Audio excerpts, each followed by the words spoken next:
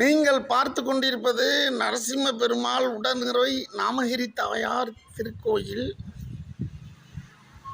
ஸ்ரீ நரசிம்ம பெருமாள் கோயிலுக்கு உள்ளே கர்ப்பகிரகம் குடவரை கோயிலால் அமைக்கப்பட்டுள்ளது. பிரம்மா, விஷ்ணு, சிவன் ஆகிய மூவரும் ஒரே திருத்தலத்தில் இருப்பதால் இதை மும்மூர்த்தி ஸ்தலம் என்று அழைப்பர்.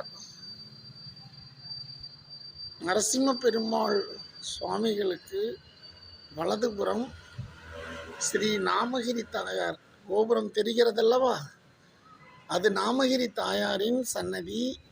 நாமகிரி தாயார் கிழக்கு திசை நோக்கி உட்கார்ந்து அருள்பாலிக்கின்றார்.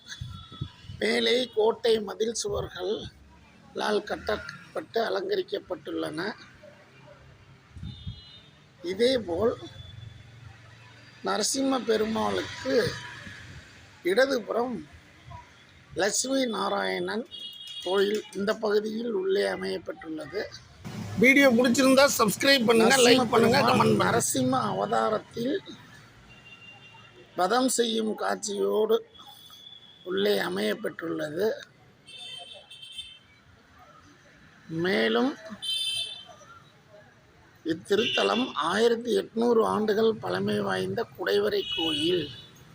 இதற்கு நேர் மேற்கு திசையில்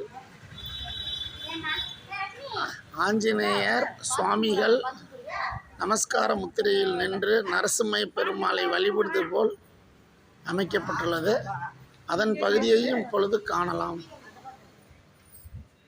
இப்பகுதியில்தான் ஆஞ்சநேயர் பெருமாள் கோயில் அமையப்பட்டுள்ளது.